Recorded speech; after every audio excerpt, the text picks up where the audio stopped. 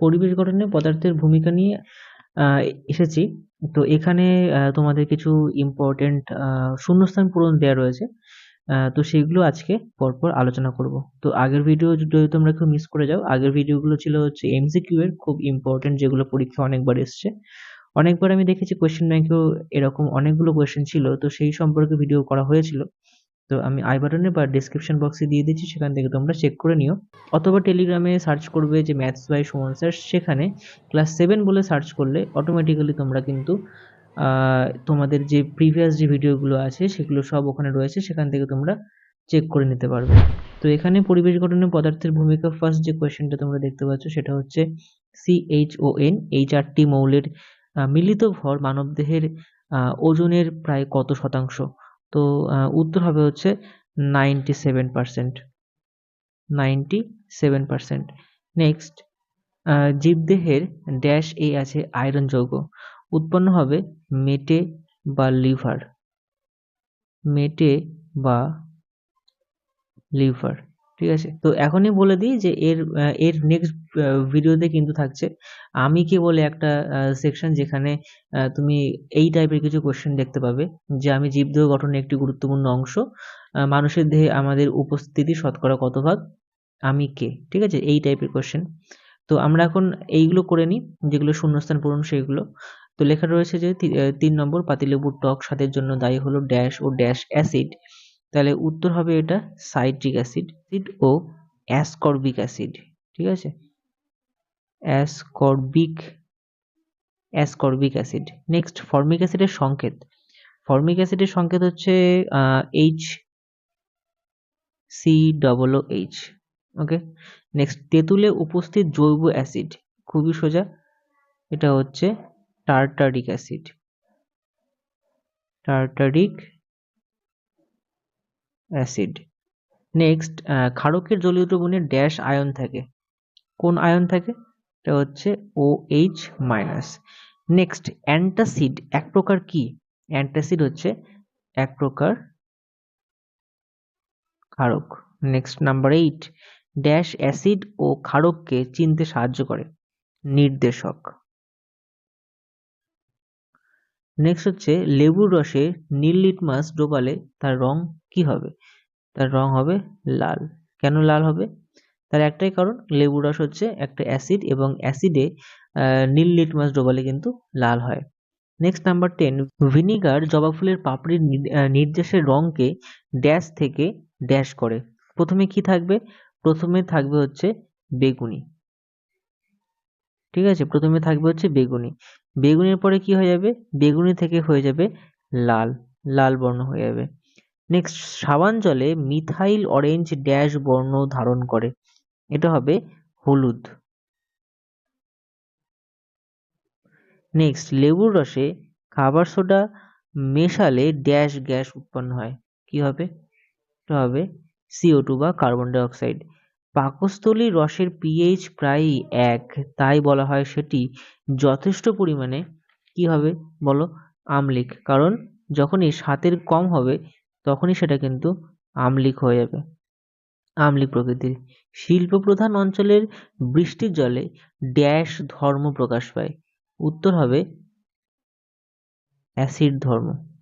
Next, কোন দ্রবণের pH 10 হলে তাকে ড্যাশ প্রকৃতির বলা যেতে পারে, এটা হচ্ছে 10 মানে কি, মানে 14 খুব কাছাকাছি, তার মানে এটাকে লেখা যায় হচ্ছে ক্ষারীয় প্রকৃতির। ক্ষারীয় প্রকৃতির। মানুষের প্রতিদিনের খাবারে ড্যাশ শতাংশ আম্লিক ও ড্যাশ শতাংশ ক্ষারীয় হওয়া প্রয়োজন। 20% আম্লিক, ঠিক আছে, 20% আম্লিক এবং 80% ক্ষারীয় হওয়া প্রয়োজন। নাম্বার 17, গলগণ্ড বা গয়টার রোগে ড্যাশ গ্রন্থি ফুলে ওঠে, এটা হবে হচ্ছে থাইরয়েড। থাইরয়েড। নেক্সট, রক্তে নুনের পরিমাণ বেড়ে গেলে মূত্রের পরিমাণ ড্যাশ হয়, কি হবে? এটা বৃদ্ধি, বৃদ্ধি পায়। রেচন ক্রিয়ায় দেহের ড্যাশ মূলত কাজ করে, কি কাজ করে? এর রেচন ক্রিয়া যখনই থাকবে তখন এটা হবে বৃক্ক বা কিডনি, বৃক্ক বা কিডনি। নেক্সট, নাম্বার 20, স্যালারি শব্দটি এসেছে ড্যাশ থেকে, এটা হবে হচ্ছে সল্ট, SALT, সল্ট থেকে। মানবদের সারা শরীরকে যুক্ত রেখেছে যে তরল মাধ্যমটি, সেটি কি? সেটি হচ্ছে রক্ত। নেক্সট, আমাদের শরীরে বেশিরভাগ রেশন ড্যাশের মাধ্যমে ঘটে, যার বেশিরভাগটাই ড্যাশ, বেশিরভাগটাই রেশন ঘটে মূত্রের মাধ্যমে, যার বেশিরভাগটাই হচ্ছে জল। ঠিক আছে। নেক্সট, ড্যাশ জাতীয় যৌগ বহু সংখ্যক ছোট ছোট অণু দিয়ে তৈরি হয়, এটা হবে হচ্ছে পলিমার। পলিমার। নেক্সট, ফটো তোলার ফিল্ম তৈরি করতে ব্যবহৃত পলিমারের নাম কি? এটা হবে হচ্ছে পলিথিন। পলিথিন। নেক্সট হচ্ছে জলের পাইপ তৈরি হয় যে পলিমার, এটা একদমই সোজা, এটা হচ্ছে PVC। পুরো কথা কি আসলে জানো তোমরা? Polyvinyl chloride. নেক্সট, চর্বি বা উদ্ভিজ্জ তেলকে কস্টিক ক্ষার সহ গরম করে হয় ড্যাশ তৈরি, কি? এটা হবে কিন্তু সাবান। এটা কিন্তু ভীষণ ইম্পর্টেন্ট এই পরীক্ষার জন্য। নেক্সট, গাছের বৃদ্ধি ও ফলন বাড়ানোর জন্য ড্যাশ ব্যবহার করা হয়, এটা সব সময় সবাই এটা জানে, এটা হচ্ছে সার প্রয়োগ করা হয়। নেক্সট, গাছকে রোগ ও পোকামাকড়ের হাত থেকে রক্ষা করার জন্য ড্যাশ ব্যবহার করা হয়, এটা ন্যাচারালি তোমরা জানো, এটা হচ্ছে কীটনাশক। কীটনাশক। ঠিক আছে।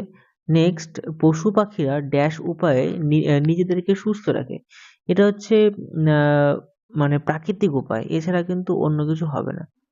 ঠিক আছে, প্রাকৃতিক উপায়।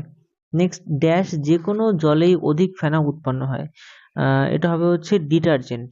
ডিটারজেন্ট কিন্তু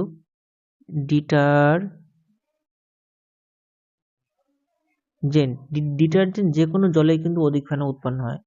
বডি স্প্রে দেহের ড্যাশ সংক্রমণ হতে পারে, বডি স্প্রে কিন্তু দেহের বডি স্প্রে দেহের কোথায় সংক্রমিত হতে পারে?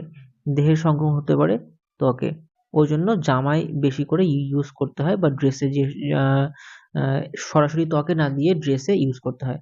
32 নম্বর আছে, ঔষধ হিসেবে ব্যবহৃত প্রায় সমস্ত যৌগই কি হবে? পারবে এটা? এটা হবে হচ্ছে সংশ্লেষিত।